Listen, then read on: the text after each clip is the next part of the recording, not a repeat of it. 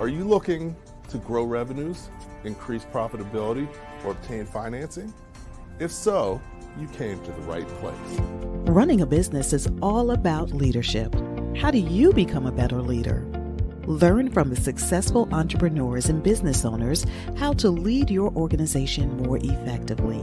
That's why we created Leadership Live at 805, Talking Small Business, to help you succeed with your host, Andrew Frazier, Business Growth Pro and CFO and founder of the Small Business Pro University.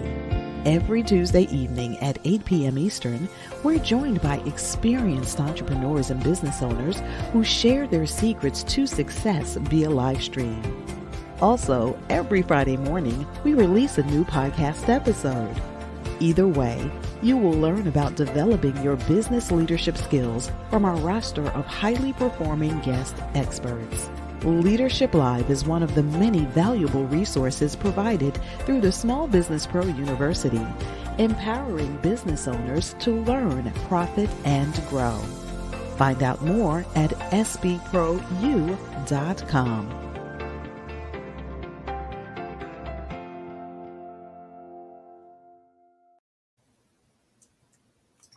Good evening, everyone. Welcome back to Leadership Live at 805. I'm your host, Andrew Frazier, and very excited to be back with you once again this Tuesday. Actually, it's even better because I'm back home in New Jersey, spent 2 weeks in Pittsburgh, and had a great time with my mom and my family and working on some projects, but it's always good to be home, back in your own studio, back in your own bed, and all that good stuff. But tonight, like each Tuesday, we try and bring you something valuable to use as an entrepreneur and a business owner to make your business more successful. And at the end of the day, that's what it's all about. And that's why we're here for you. So thanks for joining in. Feel free to ask questions because, this is a time for you. And, each of our guests is great. And we have a really exciting show for you this evening.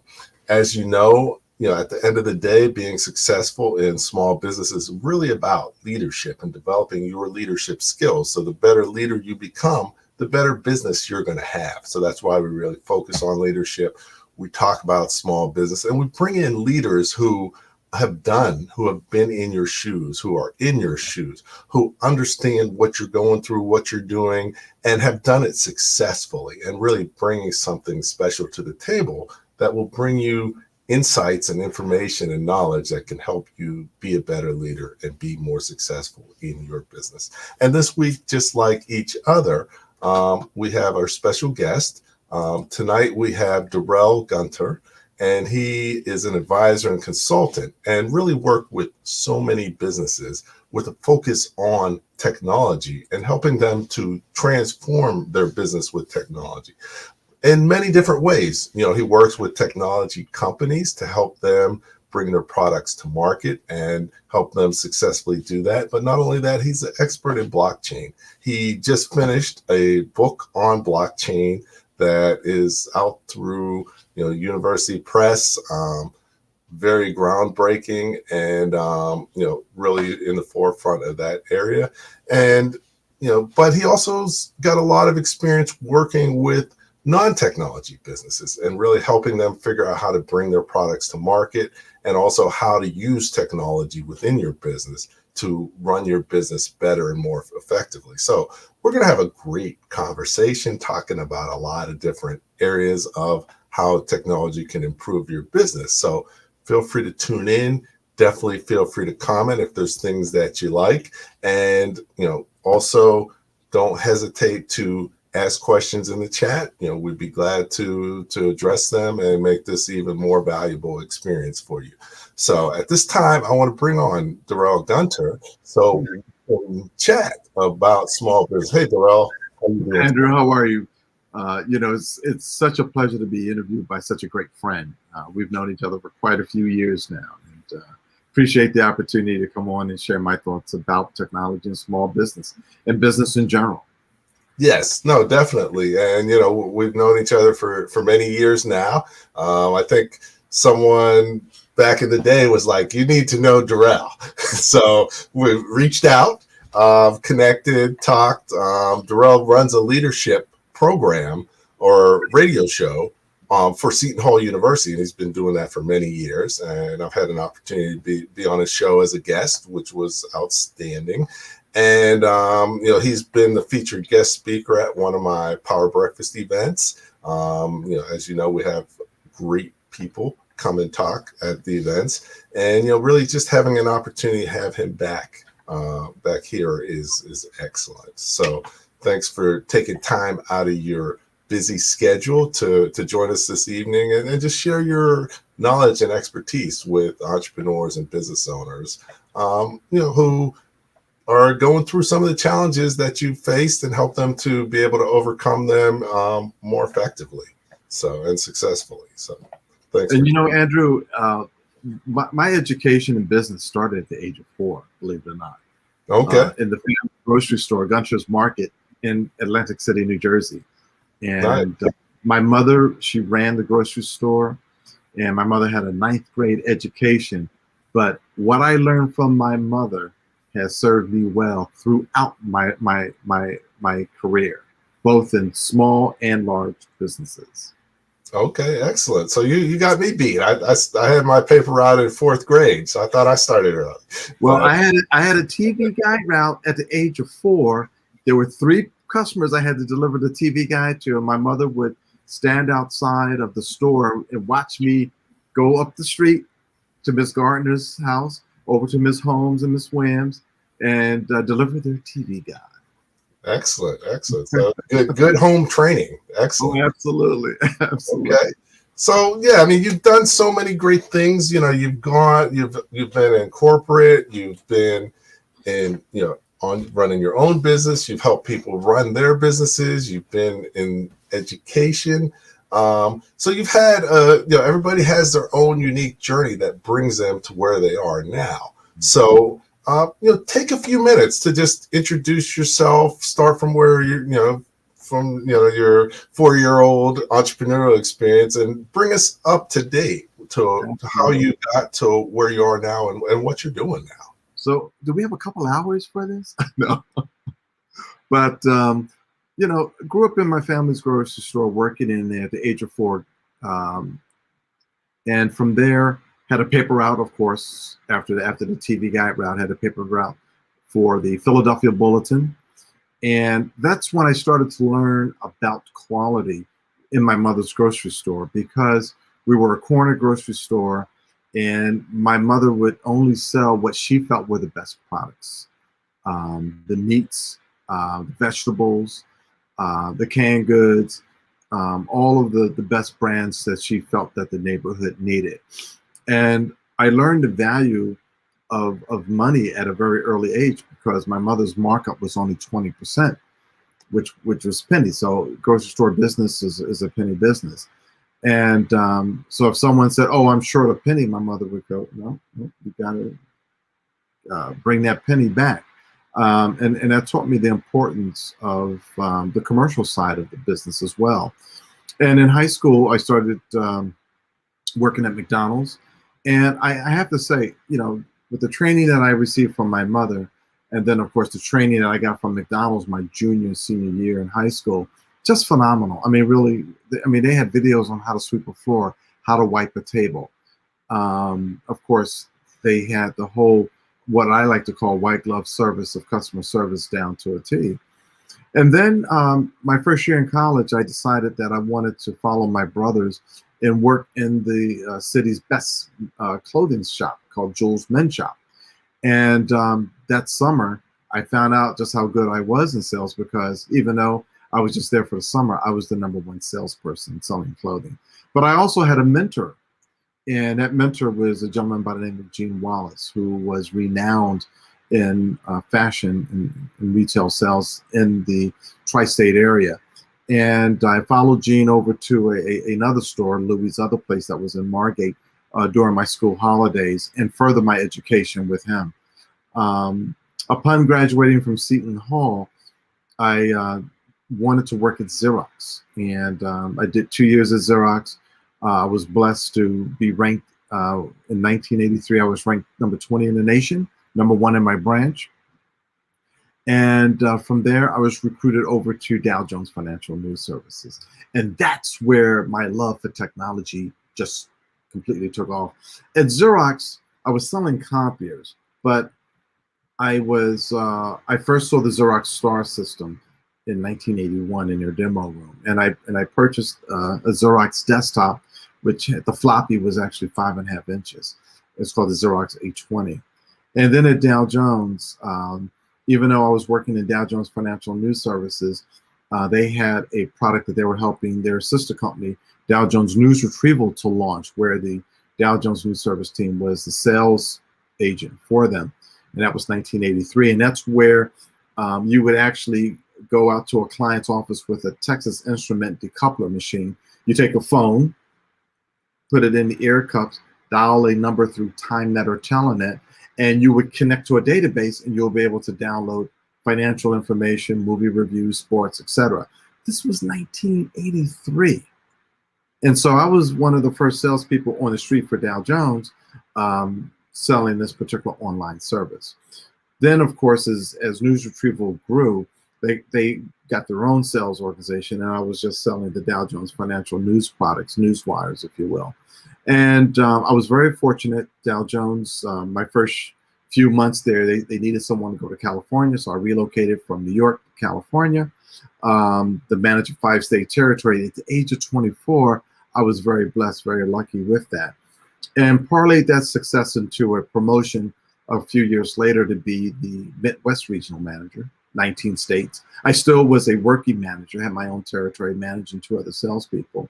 But that experience in Chicago really did a lot for my growth. Number one, I had to manage some very difficult personalities. Dow Jones was financial news service people were in a union, believe it or not. And had to make sure that I was managing them effectively and correctly and within the guidelines the agreement that they had with the union. Unfortunately, one of the folks that I had to let go sued us for age discrimination. So I actually, at the age of 28, 29, or 30, I'm trying to remember the year, it's been a while. I went through the experience of a federal age discrimination case. Learned a lot from that. And then I became the Western Regional Manager, 34 states, still out of Chicago. And a couple years later, I was promoted to be the National Sales Director and moved back to New York, and was able to build that organization. That's when I learned how to position and build. But while I was in Chicago, I stopped off at Lake Forest Graduate School of Management, did my executive MBA program on the weekends. And I tell you, education, I don't care what type of education it is, it's so good. And reading books and whatnot, very, very important. There's always so much to learn. But then as the National Sales Director, I had a team of 7 salespeople managing a $100 million business, with each salesperson had hundreds of accounts. And I realized that we needed to grow the organization. And for our next budget year, I pitched that we need to double the size of the organization. And it was unprecedented. And I'll never forget that Friday when I presented it, the management team disagreed with me. And I remember very distinctly saying, we're in a war fighting Bloomberg, Standard & Poor's News Service, Reuters at the time. And if we're going to be able to fight this war, we need to have resources. We're sitting on a cash cow business, but we're going to lose this cash cow. And I said, I thought we were all in it to win. I said, have a good weekend, gentlemen, and I'll see you on Monday. Well, that Monday came around, and my manager at the time, Craig, also, he was the director of the group. He came back. He says, Darrell's right. We really need to grow this business. Not only are we going to take his proposal, but we're going to add some more marketing, some more resources. And that made me feel real good, because I had invested a lot of time with Dow Jones moving around the country, but also in my education. And I just felt in my bones that this is something that we needed to do. We went on to have very successful years. And then a couple of years later, a company by the name of Elsevier, part of Reed Elsevier at the time, they call themselves Relics now. they were looking to hire someone who could, who understood the digital market, who could build an organization, but also introduce long-term agreements, something that I did very successfully at Dow Jones. But this is what I want to share with folks is how to pay it forward, because you never know when you're paying it forward how someone's going to pay it forward for you. Now, the interview that I got with Bert Davis to interview as executive search firm, the interview with Dow Jones, came because there was someone who worked at Dow Jones who had a friend who wanted to work in our radio group, but she didn't know anybody. So they said, "Hey, Darrell, would you mind introducing so-and-so?" So I said, "Sure." You know, I looked at the resume. I said, "No, she's qualified." So I interviewed her. I introduced her to Bob Rush, who was head of radio at the time. And she was a star. She got the job. So mind you, some months later, or a year later, she's at dinner with the friend who asked me to introduce her. And she said, "You know, this company, Elsevier, they're looking for somebody who understands the digital marketplace because they got to convert their market from print to digital. They need somebody who can introduce long-term agreements, but also build an organization." And she says, "Boy, do I have the person for you." And that's how I got introduced to Sally Dugan at Bert Davis. And I went through a whole interview process, and I was blessed to be offered the position. And over the next 11 years, my organization grew from 0 to 135 FTEs. We took that revenue from 285 million to 385 million over the 11-year period. We introduced Science Direct, Scopus, hundreds of other products. And my organization was the most successful organization out of the 4 regions that Elsevier had. However, you know, I was looking forward to that next step. And John Ragazzi, a retired CEO of Elsevier New York, was on the board of a company called Collexis. I hadn't heard of them. Nobody had heard of them. But they were dealing in semantic technology, dynamic search. And John said, "Darrell, they could really use someone with your expertise." So I decided to leave Elsevier after 11 years and go to a company called Collexis, which no one had heard of. And over the next 3 years, we were able to build that company up. And we positioned it. We went from 400,000 in revenue to 6 million. And then we sold it to Elsevier, which I introduced them to Elsevier, of course. And then after that, I did a short stint at AIP as the chief commercial officer, and then started Gunter Media Group, which is a management consulting firm. And since 2011, formally, I've had the opportunity of working with small, medium, and large companies and startups. And I have a track record, which I'm very proud about, people know that if you're talking to Darrell, then you must be doing something innovative. Currently, I'm working with a client, Underlying Science, which is a virtual conference platform and digital video library. They will be the Netflix of scientific lectures.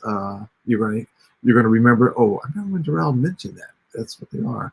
And I have a number of companies, like I'm working with Eptology. I'm an advisor to the CEO. And they have an AI-based behavioral characteristic tool that helps you to determine what is the success profile you need for a salesperson, and having a person take a 20-minute questionnaire, and it will tell you if they're a right fit or not.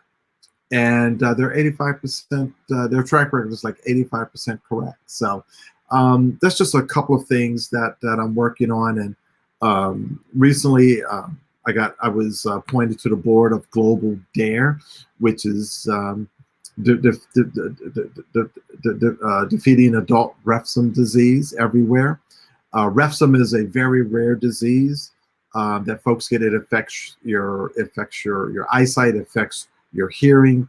It affects many things within you, and I'm very excited about that because I really want to help mankind to be better. And I am involved with scholarly research and with refsum, and bringing that disease, that rare disease, to fore, so people don't even know that they have it, but they have it. So I've had a very eclectic career but it all ties together. And I can sit with an entrepreneur and understand, what are their ills, and write a prescription to help them. If they follow if they take the medicine, they'll have success.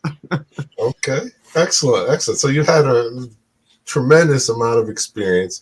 You hit on a million things that are extremely valuable. So we're gonna go into detail and break them down. But definitely at the end of the day, you just said it all. You can't help someone who's not willing to help themselves. And back in the day, one of my favorite TV commercials was with Dr. J, and he had a commercial with the Converse All-Stars came out, right. And they were like, what can I do to fix my basketball game or something? And he pulled them out. He said, "Take 2 of these and call me in the morning."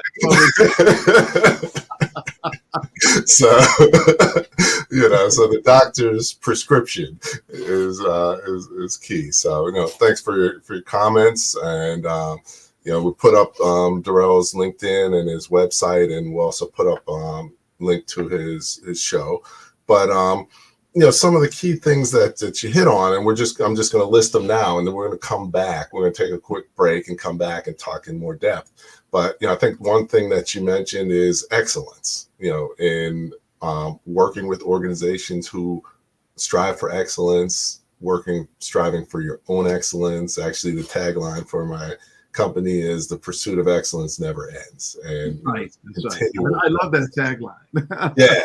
No, it's you talked about mentorship and how mentorship and relationships, because at the end of the day, relationships are one of your biggest, most valuable things as a business owner. You talked about goals, and not just goals, but high level stretch goals, doubling the size of your business. They probably thought you were crazy when you came in with that, but and especially as a small business, you shouldn't have small goals. You should be able to double. If you do it right every year, you're small enough that you could double your business. It's just, is that what you want to do? And are you willing to do what it takes to do it? And are you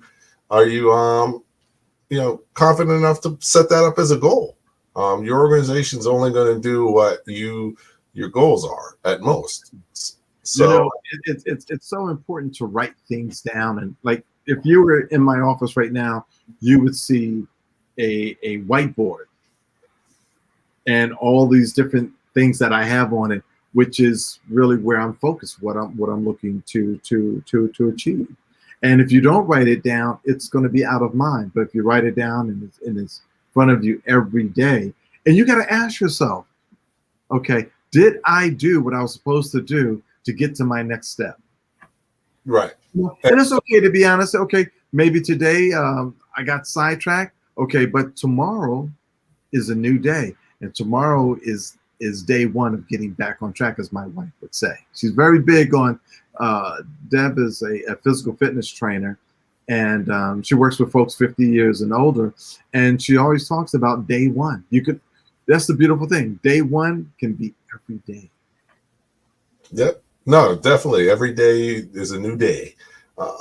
But you have to have goals in order to figure out if you achieved what you wanted. So performance metrics. People call them performance metrics, key performance indicators, however, but they're goals that you want to have. And you have to have a plan. That's why a business plan is so important. And it's amazing how many people don't have a plan, or who have a way outdated plan. I preach that all day, and I have a business plan, because I can't tell other people, and you can create it however you want. I mean, mine's in PowerPoint, but it's over 100 pages, but it's what I'm going to do over the next 5 years. Right. And even if I only do half of that, we'll be in a really great spot. But right. I have a strategy for doing all those things. So, planning is key. You talked about continuous learning. Everything you've done, you've learned and made yourself more valuable. And people recognize that. That's why they brought you on to new opportunities. So, making an effort to learn. And if you get somewhere where you're not learning, taking the initiative to get out of there and get to where you can learn. So that's key.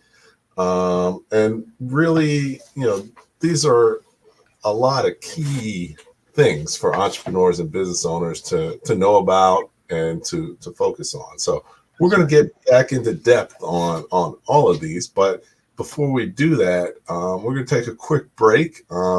As you know, the Leadership Live at 8:05 Talking Small Business is produced by the Small Business Pro University. So here's a quick video to tell you a little bit about what the Small Business Pro University is. Do you own your business, or does it own you? Is your business growing, and are you making enough money? As a business owner, there are so many things you need to know to become more successful. Hello, my name is Andrew Frazier, the Business Growth Pro and CFO. I created the Small Business Pro University for you. Small Business Pro University has self-paced, dynamic, multimedia learning experiences created by more than 20 instructors who are business owners just like you. Small Business Pro University will empower you to become a masterpreneur by learning the secrets to creating a successful enterprise, to go from working in your business to working on your business. Take advantage of our strategic coaching program, or just simply choose the courses that you need at www.sbprou.com. We will empower you to thrive and not just survive, and make more money in any business environment. Welcome back to Leadership Live at 8:05 Talking Small Business. I'm here with Darrell, Gunter, and we're really talking about business leadership. The topic is on technology, and we're going to get back to that. But transforming your business, it's not just technology that transforms it. It's really a holistic strategy around all encompassing of your business. And it takes, business best practices. It takes doing the work, developing the team, developing the plan. And technology is a tool to really be able to accelerate what you're doing. And that's really what we're talking about. One thing I want to get into, and Darrell, want your views on it, is, we talk about scaling and scaling your business and what that really means. And a lot of people, it doesn't just mean growing your sales. Right. Your business means a whole lot more than that. So Darrell, talk to us about what that means and how people achieve that, because a lot of times it takes technology to achieve that. That's right. I mean, technology is a tool. I think the important thing that folks need to understand, they need to understand the critical path of their customer. What is the product, good, or service you're selling your customer? How are you going to sell that to them? How are they going to purchase it? And how do they pay you? And then so you look at that critical path and you take a look at to understand, well, what are the best practices? See, Andrew, we're in this day and age now where information is at our fingertips. I mean, you got a computer here, right? And whatever you need to know, it's there, but it's applying yourself to understand, well, what are the best practices and what are the most effective tools that are available for your business? I learned a long time ago when I attended Seton Hall University at the Stillman School of Business, in reading the book about the gentleman who was the chairman of Sony when I was like 24, I think 23, 24, but how the Japanese, they would look at the best practices and then they would perfect the best practices, and you want to do that with your business, but you also need to look at your business very holistically in regard to your team members and how you're going to educate them about how your business is going to be run. For example, there's a lecture that I do at Rutgers, the EPI program, called Building High Performing Teams. And basically, when you think about how to build a high performing team, it's having all of your business processes documented so everyone, when someone joins your company, you can onboard them effectively so that they know exactly how you are going to conduct business, so that, and what tools that you're going to provide them to conduct this business. So it's very important that all of this information is well documented. Now, people might think, oh my goodness, this is a lot of documents. Let me tell you, bullet points. I live by bullet points. My wife, Deb, got me into bullet points a long time ago because I used to write very long emails, but you got to write succinct bullet points that really describe what you're doing and have some visual diagrams about the process. But then look at what is the technology that other successful businesses that I'm competing with. Now here's the tidbit that I learned as a Vistage speaker. And Vistage is a group where you have a Vistage chair, and he'll recruit 10 CEOs from 10 different businesses, and they'll sit around a table once a month to talk about issues, challenges, and give each other feedback. And this is where, as a small business person, you could develop your own business council. People that you're not competing against in your region and doing business, where you can share your experiences as well. Now, the other thing that I've seen some other people do, but I think is great. So if I'm in New Jersey or Pennsylvania, where I am now, and I knew that there was this person who's very successful on a regional basis in California, he or I, or she or I, can have a conversation about their best practices and about my best practices, and we won't have a negative effect on each other's business. We're refining our business. We're, as I like to say, we're sharpening our blade of success. So, and you have to become a student of the game, but also you have to put people around you who are knowledgeable and who are trustworthy, that they can give you information.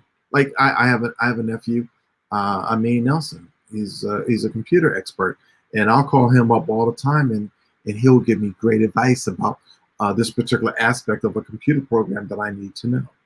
So again, you need to understand what is your business plan, understand the best practices, and understand the tools that people are utilizing. One of the concerns that I have with some of the small businesses in our community is like barbers.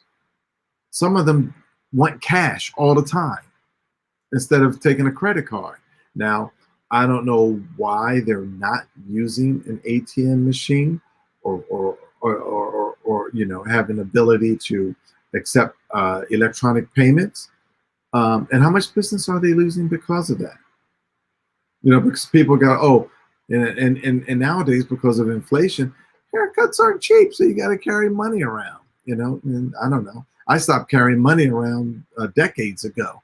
And so, you really got to look at those particular aspects and ask yourself, am I really leveraging my business as well with this particular technology, or do I need to really incorporate new technology to that? Okay, no, those are great points. And, that is, accepting credit cards can allow you to grow your business. But when we're talking about scaling, using technology, and, one of the things is, I talk to people about, okay, you don't want to just grow your revenues, but scaling incorporates growing your revenues at a much faster rate than growing your costs, so that your profitability increases significantly. Right. And, just like manufacturing is, one of the best examples, because, if you have a manufacturing company, you can get leverage from your equipment, but also you can leverage your employees. With 5 employees, you might be able to make 10,000 units.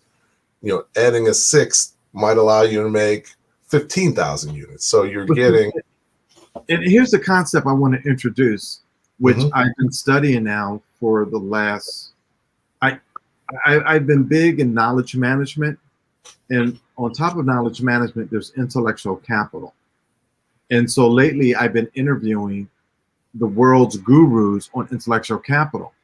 And this is where, for a small business, how a small business can scale, because you want to understand within your operations where are the best practices, who's doing the best practice, but you want to make sure that that knowledge is shared among your team members so that everybody is doing the best practice. You'll be surprised how often a entrepreneur's business is hurting because they might have 6 employees, but only 3 are utilizing the best practices. Only 3 are doing suggestive selling. Only 3 are providing the best customer service. All of those things lends to having better profitability. And it's so important that the entrepreneur establishes, you got to have a vision, you got to have a mission, and you got to have strategy, especially as a small business. And Okay. I find that I've done a poll every time that I would do this presentation at Rutgers. There will be like 30 to 40 entrepreneurs in the room. 80% don't have job descriptions. 80% don't have a mission statement because they think it's foo-foo. They think it's only for the big companies. No, it's for you, and it's for you and your team. Yep. And it's really, you take it back to, and it's really about the culture of your business. Oh, as a business owner, you have to create the culture of your business, and you're that's the leader. You're the leader. There's a saying that culture eats strategy for breakfast every morning. And what that means is that you can have the world's greatest strategy, but if your culture is not a good culture, you can forget about your strategy. You can forget about your business for the most part. Yep. I mean, definitely, at the end of the day, the culture is about how we do things here. That's and right. Either you're setting the tone for how we do things here or your employees are. That's right. And each of you has different goals. That's right. So, if you don't intentionally manage your culture, it's going to just become random. And that's not going to be good for your business. Your culture becomes, an open mic. Whoever gets up to the mic, gets to say whatever they want, and it's just hurting your advances. I just remember early on when I was building the Elsevier organization from the ground up. It was very important that people understood what we stood for and how we were going to grow this business. And people who would not follow that, they were worked out of the organization. Sometimes I would say to the manager, well, if the employee accepts responsibility, apologizes, they can stay. But if they don't do that, I'm sorry, they got to go. And there was a number of folks who chose to go, only for them to see me later and say, I really wish that I had behaved better. I learned a lot from that experience. Yeah, and it's not a bad thing for people to leave, especially if it's the people that need to leave. And if you have the right culture, it will attract the people you want and repel the people that you don't want. But also let me say, a lot of times, entrepreneurs, owners, they get upset when people leave and go to somewhere else. And I would say to them, you need to be very relaxed about that. If you're treating your people well and they just got a yearn that they want to go do something, support them in that. Support them in that, because you never know. They may come back, or they may refer someone over to you who will do an equal job or better. Mm-hmm. So, definitely, it's about maintaining relationships, but you have to have the right people in the right places, doing the right thing, because they have the right motivation and they have the right support. And that can only happen if that's, the business owner creates an environment for that to happen. And so let's look at the Tampa Bay Buccaneers. I said that right. That's football team. Tom Brady. Come on. The coach, I don't know if he retired from Arizona, but he got fined. I don't know, but he's now in Tampa Bay, and he gets Tom Brady. And Tom Brady comes in there, and the guy set the tone. The coach set the tone that Tom Brady is the leader, of the players, and they won a Super Bowl in 1 year. Unprecedented. That is leadership. Mm-hmm. And recognizing, what the strategy is and everybody being on the same page. Yes. So a lot of times you have superstars, but not everybody's on the same page or running the same plans or strategies. But if you can get everybody aligned, it's incredible what you can do. You probably remember the movie Nemo, Finding Nemo. Yep. And the scene where he sort of organized all the fish to swim out of the net, and they were just trying to get out on their own. But when he demonstrated leadership and got everybody to go in the same direction at the same time, they were able to accomplish something that otherwise they would have never been able to accomplish. And that's really about leadership and developing the right culture. I like to use a lot of movie themes myself, and one I've been using lately is from Drumline: one band, one sound. There you go. There you go. It works, and it's incredible the results that you can get just by providing that direction, and people want that direction. They want to know what they're supposed to do and be able to know that they're doing a good job. Because a lot of times you're in a job, you don't even know if you did a good job. Even when you get your review, it's kind of random because you didn't have any specific goals. So, how are you going to, if you want to do a better job, how do you even know what to do? Well, see, and that's another point, Andrew. It's so important that you establish job descriptions, performance setting objectives, a performance review. And a performance review should not happen once a year. It should happen at least monthly. But also in his book, Hoop Dreams, Phil Jackson, he always talks about taking 10 minutes. And he talked about how did he manage all of these various different personalities. If someone did something, he would take 10 minutes right then, not make a big deal about it, but to say, listen, we're working towards the situation, and this particular behavior is not helping us get there. And 6 championships, Yep. No, it's the leadership. It's the little things. One thing that you talked about before is having information and data, and that's one of the first things I work on with people, because if you don't have good information, how are you going to make good decisions? That's right. And a lot of times, you have a business, you've never managed people, and one of the books I always have people read is The E-Myth by Michael Gerber, which is outstanding. And one of the things he says is you can't manage people because people are unmanageable, but you can manage systems. So if you set up a system or a process, it helps people manage themselves. Right. And that's one thing I do for a lot of people. And one of the keys is developing key performance indicators. You got to have that. Right. We are knowledge workers. Professor Amar at Seton Hall actually had an article in Harvard Business Review back in 2009 talking about knowledge workers, talking about people working remotely and all of that. And now COVID hits, and everyone has got to be working remotely until we get out of this pandemic. But you want to set those right objectives, and you look at someone: do they have the skill? Do they have the will to do a particular job? But giving them notice that, hey, this is what I expect of you, and they accept that, then they will deliver. And if they don't deliver, well, they have moved themselves out of their own role. Right.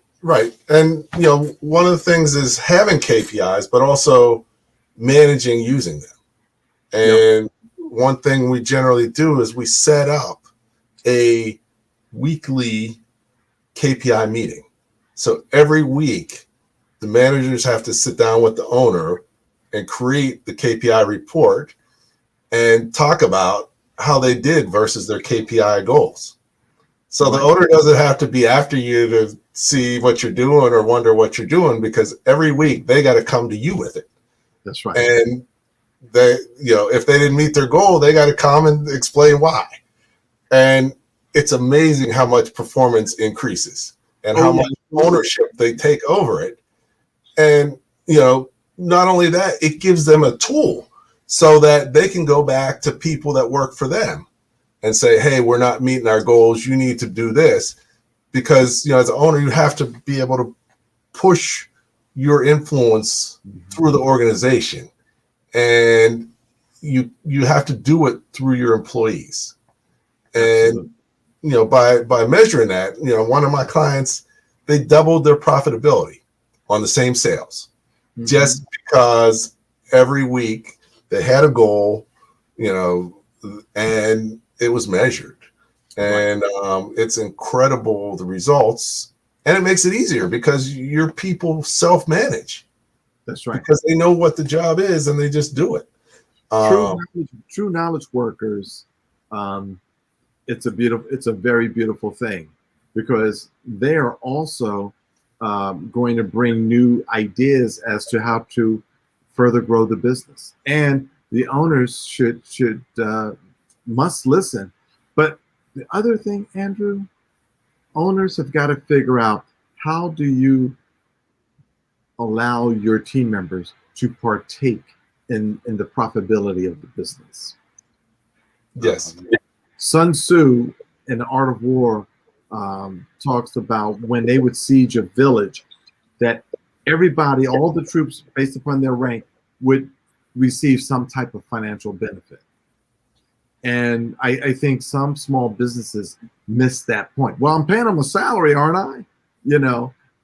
Yes, you are. But also they're contributing to the intellectual capital of your business, which ensures that it's going to be an ongoing concern. So I'm just appealing to the owners of the businesses to give thought to, how can you allow them to share beyond just the basic paycheck that you provide them, or the medical care that you provide them. Yes, no, definitely. And, as a small business owner, yeah, you're paying them, but usually you're paying less than market. So you have to do things beyond that. And also, if you're making money, there's nothing wrong with sharing. That motivates people. And, you're going to make more money because of that.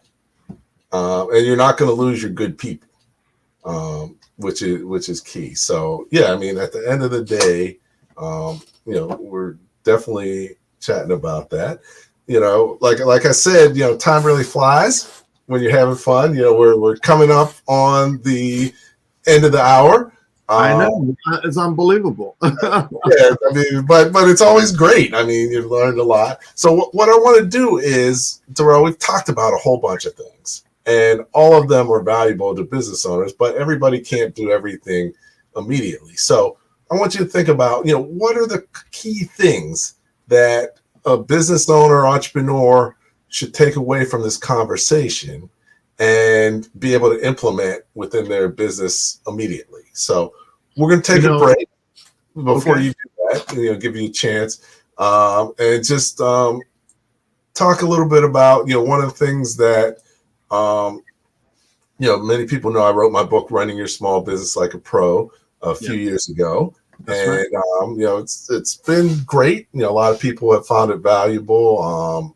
I've heard people like, oh, I changed my whole business strategy or whatever. Right. But, the more the faster you grow. So, I have my book, but we also recently finished a companion workbook. So not only do you read about stuff, but you get a chance to implement stuff through the workbook. So something you should think about.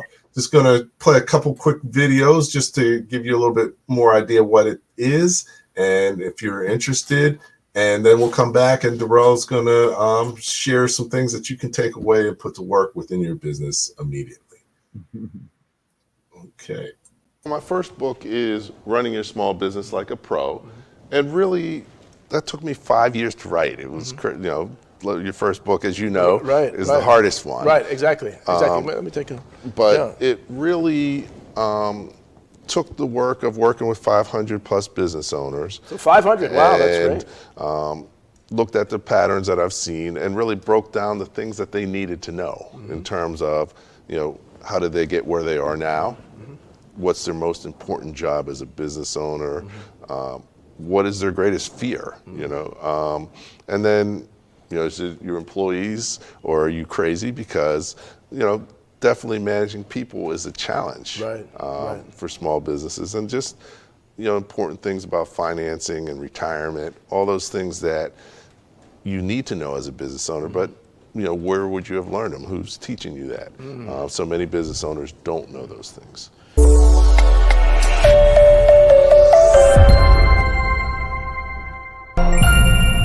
The first book, people really liked and found it valuable, but to get more out of it, I put together a workbook. Okay. So, nice. Okay. one of the things we talk about is your greatest fear as a business owner, right. which is numbers and analysis. So, in the book, we talk about your financials, your financial statements, what you should look for, but just reading about it versus doing exercises on it, that really helps you to understand it better. We also have the 60-second commercial format. Right. And in here, real good exercises. Yeah. you can create your own. So it allows you to really take what you read about and actually employ it for you and for your business. Excellent.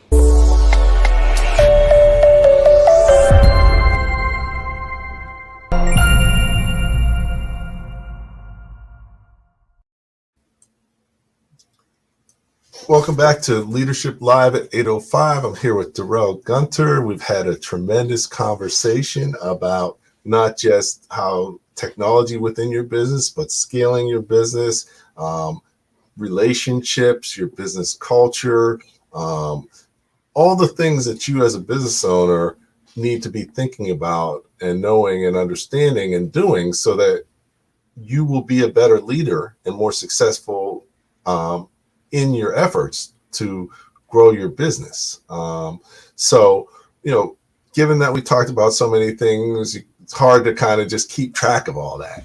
So we want to give you a couple key things to focus on as you move forward in this week so that you can put them to work immediately and see some progress and make progress, because it's about every day is a new day. And every day you have opportunities to make progress. So, Darrell, tell us a little bit about what people should be taking away from our conversation. So, a couple of practical things. One is that have an advisor or an advisory board, 2 or 3 people that you trust, and each of them bring something different to the table. Sit down with them, and then for you to do a SWOT analysis of your business, and then have them do a SWOT analysis of your business, and then have a discussion about the strengths, the weaknesses, and the opportunities and threats. That's number one. Number two is that based upon that discussion, establish the priority list of 10 things, but prioritize them 1 through 10 and focus on the first 3 things for that. And then the last thing, become an avid reader. Make sure you're reading the Wall Street Journal, New York Times business section, and also books of very successful people, because you're going to glean very good ideas from each of those authors and business types, and you're going to use what fits for your business. So that's 3 things that you can immediately get started with that will have an immediate impact on your business. And also be critically thinking about your business, thinking that, okay, so here's a best practice. How can I make it better? Or what is the nuance that I can add to it to ensure that my business is going to be an ongoing concern. Outstanding. So those are key things. So there you have it. Advisors, build your knowledge. Also, thanks for reminding me, Darrell's new book. What's it? It's titled Transforming Scholarly Research with Blockchain Technologies and AI. But what you'll find in here, this is a good primer on blockchain and AI, but we have examples of these technologies helping other businesses as well. Okay. And can they access that from your company website or from your LinkedIn profile? Yes, they can. From my LinkedIn profile, but the publisher is IGI Global, and there's a code, because this is an academic book, And academic books are expensive, but with this code IGI50 at checkout on the IGI Global website, you get a 50% discount. Oh, that's cool. So yeah, definitely. I saw the price of the book. It's not inexpensive. So. The book retails for $205, but with the 50% discount, you'll get it down to $100. But because academic books, that's how the academic publishers price them. Yeah, it's so they have paperback as well. It's a little cheaper, but right, and it's very valuable and timely knowledge and information about blockchain and technology. So definitely, if that's an area of interest, I encourage you to check it out. You've got Darrell's LinkedIn profile here, so you can go check him out, learn a little bit more, get access to the book. And let me say, if there's some folks out there that would like to have a session with me, I always offer my first session as a complimentary, just 30-minute discussion. So. Okay, and you already have your first taker, Iron Mike Stedman. You know what? I'm a huge fan of Mike Stedman. He has that fabulous boxing gym in Newark, New Jersey. And Mike doesn't know this, but I'm on the board of the United States Amateur Boxing Foundation, and I put his name forward for them to contact him about joining me on the board there for the foundation, because he's doing a lot of great things. One of our young leaders who's doing a tremendous job there in the city of Newark. Excellent. And you just never know who knows you or who's looking out for you. So it's important to always, if you're doing excellent stuff, people recognize and notice. So this has been great, Darrell. Glad we got a chance to sit down and chat. I wish we had many more hours because, we just scratched the surface, but we're going to have you on again and, continue this conversation because we'd love to do it. Tuesday. Now, the only problem is Tuesday nights, I am an adjunct professor at Seton Hall in the fall and in the spring. So that's why I was able to do this now, because school doesn't start until a couple weeks. Okay, well, we'll figure out how to fit it in. So, but that's great that you're able to join us. So once again, Darrell Gunter, doing great things. Thank you for joining us. Thank you, sir, for having me. And God bless and all the best to you and all the great things that you're doing for the small businesses. Thank you. So hang on for a minute as I close out. So once again, Leadership Live at 8:05. Darrell shared some outstanding things. Each week we have a special guest, and just to give you a quick preview for next week. Next week we're going to have Miriam Cruz. I've known her for a long time, and she's really focused on helping people, small business owners get access to financing. She's been a lending officer. She understands small business financials, financial management, and now independently, she's working with business owners to help them be more successful financially. So encourage you to join us next week as well, so that we can learn a little bit more about that, because every business owner needs to understand financial management and what it takes to really get financing, and most don't. So we're gonna have a great conversation. I sometimes introduce myself as a small business financial management evangelist, because you have to really convert people to taking the effort to understand their financials, but the power of what that allows you to do in terms of how you can run your business rather than have it run you and be more successful and make more money is incredible. So definitely next week we're going to talk about some things that'll be very valuable. So hope that you can join us. And also at the end of the day, what it's all about is the more you know, the faster you'll be able to grow. Thanks for joining us.